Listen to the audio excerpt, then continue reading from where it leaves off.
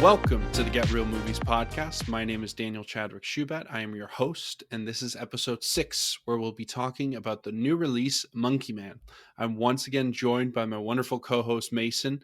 I'm not even going to delay this time. I'm just going to bring him right in because I'm really excited to chat about this film. Mason, welcome. Daniel, great to be back. Thanks for having me. I know this was one of the films you really wanted to talk about when we first started talking about doing our monthly podcast together, and it was one that you'd circled on your calendar. So I'm very excited to hear your thoughts on it and if it lived up to the hype that all these months have kind of been building. So before we get into that, though, we did want to do a little Oscars debrief and talk about how wrong I was in my predictions and how much better you were in your predictions. Correct?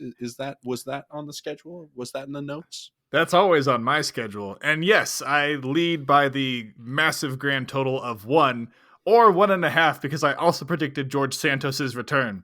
But yes, going over my results, it looks like we were both incredibly off on our predictions, but I was able to inch out ahead of you thanks to my best picture choice. And we have a winner. We have a trophy, and I will take my crown in the mail. Yeah, I will be sending that crown to you. And next year, hopefully winning it back, because this year I was just not prepared, Mason. I just didn't do a good job, and that's on me. So I'm a very happy camper that Oppenheimer won, not only for Best Director, Christopher Nolan. You and I both predicted that, and we're very happy about it, but also Best Picture and Best Actor and many other awards and nominations that it got. So, and I think it was quite cool to see Robert Downey Jr. up there as well for Best Supporting Actor. That was it was a very wholesome, very lovely Oscars ceremony. Even though everybody that I thought would win didn't, I think that the people, the representation, the good spread of awards, and also the kind of underdog of Poor Things really coming out swinging and getting a bunch of awards. Really, it was just wonderful all around. It was very wholesome. Not to mention Ryan Gosling's "I'm Just Ken" performance. No notes. Perfect. Wonderful. Yeah, it's really funny because I've talked to a bunch of people about Poor Things, and it is splitting people right down the middle. Some turned it off after 10 minutes. Others absolutely adored it. I don't think there's really a middle point for that film. You either love it or you hate it. Yeah. I will say the one bad thing about that Oscars ceremony was its terrible host. I cannot stand Jimmy Kimmel, and I will die on that hill. I think he is not funny and should be nowhere near a hosting ceremony, never mind a late night show. But I digress. I won't fill this podcast with too much hate. I think he's fine. I just think he's very predictable, and I know that the Oscars ceremony has had a lot of kind of maverick hosts that they probably regret hiring. So, the devil you know better than the devil you don't. I understand why they keep bringing him back, and for what it's worth, I think he is passable. So we'll disagree a little bit there. I still want Kevin Hart to come back one of these days and do a ceremony. I think he would just be a bundle of joy. I want Chris Rock to come back. I want him to just stare at Jada Pinkett Smith the entire time in the eyes as he's like, "I'm back," as he mouths G.I. Jane, G.I. Jane. My gosh. Yeah, but yes, I do digress. You are the champion this year, and I will come for my revenge next year. Just like Dev Patel and Monkey Man, I will get my revenge, Mason. So watch out. Wow, it sounds like you went absolutely bananas for Monkey Man. Why don't you tell me your initial thoughts? And yes, I did write that ahead of time. And fuck you, it's my joke and my show. I can do what I want. It's Daniel's show, but I take it over sometimes. You're allowed. You're allowed. So initial thoughts on Monkey Man. I will have to say, I think that when I went into the movie, I had high expectations. And starting off the first 30, 45 minutes, I was a little bit confused. I didn't really get into the story very much, and I didn't really care about the characters. There were some interesting fight scenes, but nothing really stood out. And then once we get to sort of the spiritual climax of the film, where he really confronts his bad past and the terrible things that happen in his life, and you see really the whole reason behind why he is trying to go after this policeman and why he's been training all these years, and it just explains a lot of his motivations. Then I really got into it, and I really started understanding the character, empathizing with the character, enjoying the character. It also got a lot more fun after that as well. This is not John Wick. They make a reference to John Wick at the start of the movie, which is just hilarious because I think it knows that a lot of people were expecting that going to this film, but it's something completely different, quite unique. I really ended up enjoying it towards the end. It is absolutely brutal, and that's compared to John Wick. I think it's brutal in ways that John Wick was not in certain things, and I will explain that a little bit more in detail after I hear Mason's initial thoughts. But yes, and Mason, on to you. I am looking forward to that further explanation because I personally disagree. I don't think it's more brutal than John Wick, but we'll see what you have to say. It's funny you bring that up because you're absolutely right. The movie completely dives headfirst into the comparison between itself and John Wick. That comparison does not do this movie any favors. It's setting up expectations that it purposefully does not fulfill, which I think if I wasn't expecting John Wick, I would have come into this movie with a much more open mind. But because I was expecting a much more John Wickian film, for about the first half, I was very side shady on it. I just wasn't fully committed to what it was trying to do. But then by the end of the movie, there is a change in the halfway point, and it's not just the character that changes, it's the way that the film is portrayed that changes. And that's when I get the movie that I was expecting, and that's when I tuned in. And by the end of it, I understood what they were trying to do with that change. It became so clear to me by that point. But leading up to it, I was like, okay, is this really it? Like, was it just really a really good trailer that is showing off kind of a mediocre movie? I think that they could have done that preamble better, but I do think that they stuck the landing. They certainly did, and I definitely agree. When I watched that trailer, immediately my mind jumped to John Wick, and I think it's maybe an unfair comparison to make because by the end, John Wick was a $100 million budgeted film, and it had a lot of star power behind it, and it had some of the best stunt minds in the business behind it. Whereas in Dev Patel with this film, he struggled to even get it made, and he really had to kind of rely on the last dime to get it through. And then Jordan Peele also came in, and it changed a few of the things, and luckily they've gotten a big release now, and I hope it pays off for them. But I think that, like you said, it does a disservice to the film to compare it to John Wick. It is not. It is very different. And I think that for me, as someone who enjoys the John Wick franchise a lot, I think a lot of people were potentially getting tired of the same thing over and over. I wasn't one of them, but that was something I talked to a few people about, where they said that John Wick Chapter 4, you can kind of feel the franchise fatigue slowly creeping up on people, especially, he's invincible. Whereas in this movie, it feels a lot less like that, where he is a human character, and he can experience pain, and he can almost die, and it just felt a little bit more grounded and a little bit more street level. Right, he's not a pro assassin. He's a kid. He's just trying to make some shit Avenge his happen. mother. Yeah. Exactly. And I think that's something that once it realized that it was not John Wick and it could be its own thing, that's when it really started to sprout some serious roots, and I really started enjoying it. I think that the last 20 minutes and the set piece that came together, it was just wonderfully shot. I was really impressed with Dev Patel because I know him as the guy who I was first introduced to on Slumdog Millionaire, the tall but lanky kid who was a great actor, and then I saw him in Lion, and he's just kind of matured, and then now he's Don't forget doing. Avatar: The Last Airbender. I purposely let that out, but I'm glad you brought it up. But it's really fascinating seeing him come into his own, and not only acting in this film as the main star, but directing it and writing it and coming up with the story. And it was just a real huge undertaking, and it impresses me how much he did for this. And it was not one of those directed by an acting star films where it was just kind of bland and just there for the name. Like, he really tried to do things a different way and shot things a different way. I really love some of the mirror shots that he did in that final fight scene, and it was just some really interesting work. So I think that I was pleasantly surprised after having my expectations lowered a bit by the first half of the film. He kind of, was like, oh, he was leading us on a little bit. He was, kind of lowering our expectations and then just kind of jumping up again and kind of raising my expectations of the film. So those are my real thoughts on the film. I'd love to talk to you about some more actual details of the film.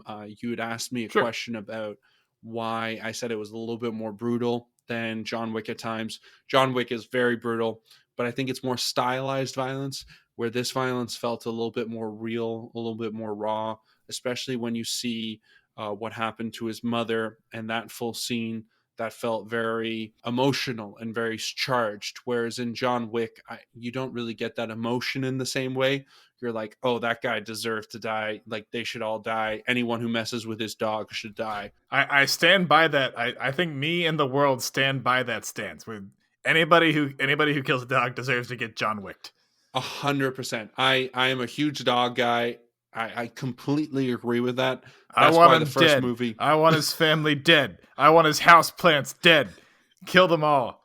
not the houseplants. What did the houseplants do? The succulents are going in the disposal. But I think the one scene that really stood out for me was, first of all, Dev using his mouth quite a bit, whether that's chewing off a nose or literally driving a dagger into someone's neck with his mouth. That I was had pretty never hardcore. seen that Yeah. before. I was like, whoa. And just some of that was shocking. I did not see it coming. And maybe I'm desensitized to the John Wick style of violence, because from that first movie it was right in there, and he killed a man with a fucking pencil. I have to say that it felt a little bit more raw to me. I guess you disagree? So I'm gonna go back to something you said at the beginning, where you said when Monkey Man becomes its own film, that's when it starts getting good. I actually believe the opposite. When the movie was trying to be its own thing with the political stances, with the emotional stances, in my opinion, that's when it's floundering and trying to find its feet. In my opinion, once the goal becomes clear, once the revenge motivation becomes clear, once we understand why he's doing this and he understands what he needs to do to achieve his goal, that's when it turns into John Wick mode, and that's when I tuned in. And I think the point of that was the first half is the I personally thought the action was shot kind of shoddily. It was clunky, a little awkward, not smooth, not crystal clear, more like Born Identity shaky cam than John Wick smooth cam. Like the And character. right, exactly. So then he starts getting good at fighting, killing, what have you, and then suddenly we turn into John Wick, and suddenly everything is stylized. We get the club scene, we get Dev Patel in the black suit, we get the brutal, like you said, the brutal teeth with the nose and the ears and God knows whatever else with the knife, is trying to tell a message through its style of filmmaking, which I appreciate the effort of. The execution of that is an awkward first half that becomes a smooth second half, because now it has a template to follow. Now it has something that it knows works. Now it's got something that a goal to shoot for. Much like the protagonist himself, the protagonist himself did not have a very clear goal at first. Besides, I need to kill this guy. I just have no idea how. Second half, okay, I know how to kill this guy. I'm going to kill this guy. Here are the steps I need to kill this guy. Everything just comes full circle for me right there. That's interesting. I didn't really think of it like that, but I do like that comparison. And I will give props where props are due. It's said that even the shittiest movie in the world that gets made, it's still a miracle that it got made. The fact that this is Dev Patel's first go around in directing, and he acted and he wrote it, and all of the production troubles that happened during COVID, the story behind this movie is just as, if not more, engaging than the story in it. The fact that he was able to pull this off, and I'd give it like a solid B+, is astounding.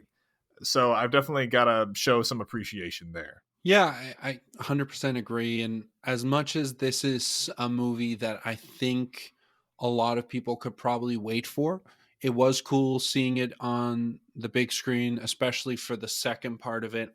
I still think this is somewhere where if I had a choice, I would maybe wait until VOD, maybe get some of the behind the scenes stuff that might increase the value of it as well. I think it's a solid first entry for Dev Patel.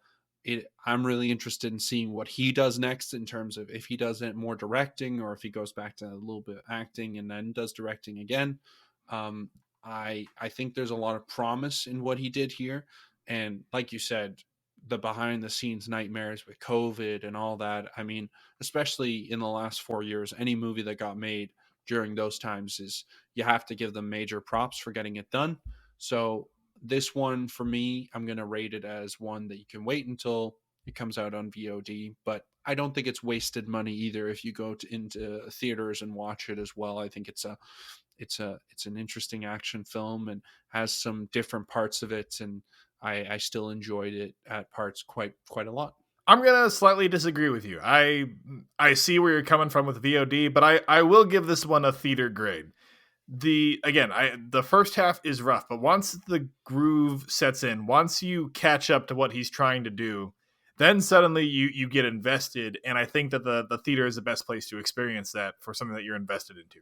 I wish it got there more quickly, but once it does, I didn't regret my ticket price. I like it. I like it. I luckily didn't have to pay a ticket price because I got movie tickets for free for my birthday. I got little movie passes from family and friends. So, And you didn't think to share.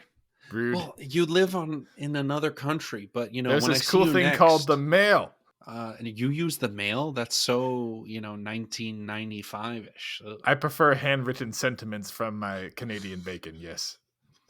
But happy birthday regardless. Oh, well, thank you. Thank you. I appreciate that. I don't know. It's funny. I feel like I was more complimentary of the film in our review, but then you were more complimentary in your grade than me. So it's funny how that works out. Um, Indeed, yeah. I appreciate the work that went into it, and I appreciate what was trying to be done. I just think the execution was flawed, but I do think that the parts that are fantastic are worth seeing on the big screen. That's my general consensus.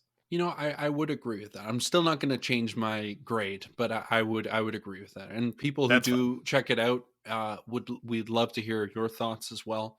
And you can argue with us in the comments or just drop us an email as well. Just give a strongly worded comment if I was wrong or God forbid Mason was wrong. Or you But can mail us a handwritten sentiment because that's so much better. Just well, if listen you here to Daniel's personal address at 666 Best Guy Lane in what I assume is, Toronto. I don't know anything about Canada.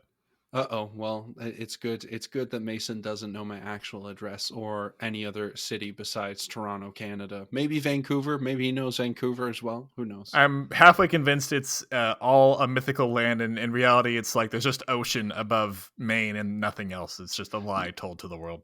You have yet to visit me, so that could be the case. I could be coming to you from Ottawa, Maine. And for those who don't know, that is a joke from our podcast of 6 years ago when Mike from War Machine versus Warhorse, another good film podcast. I don't know if he's still doing War Machine versus Warhorse, so I might have to check on that. But he used to joke that I was from Ottawa, Maine, because Ottawa, Canada is just a mythical city. So, Some nice um, New England humor for our listeners. yes, well, Mason, before we sign off on our little review of Monkey Man, I did want to ask you if you'd been watching anything else since we last chatted that you'd like to tell the folks about to go watch as well. I'm going to be honest, I have no idea why I was suddenly gripped with such a urge to watch this movie. But for some reason, I just couldn't not watch Kiss Kiss Bang Bang this week. I have heard about it, but never actually seen it, and I'm a huge Robert Downey Jr. fan. I mean, the man can do no wrong except for when he lands in prison. But fantastic movie. Shane Black of The Nice Guys fame and Predator fame. Guy's a Hollywood legend. Just an absolutely fantastic buddy comedy all around. Ages a little bit poorly in today's culture at some parts, but you can mostly forgive it. And I highly recommend it. Nice. Yeah, there's still some comedies that I love from the olden days that definitely don't age as gracefully, but I think you just have to watch it through a different lens. Yeah, Because you have if to we just judge be aware. Yeah, if we judge every piece of art by today's standards, I don't think many pieces would be allowed to stay. So Yep. just look at it through a different lens. That's all. But yeah, that's a good recommendation. I like it. It's a good film. I love The Nice Guys. The more I watch that film, the better it ages for me. I don't think that film is ever going to age badly. And yeah, so I'm a big fan of Shade in Black as well. For me, it's a little bit more of a serious film, a little bit more of a, how would you say it? It's very wordy, it's very slow, but kind of builds up to a really just crazy climax.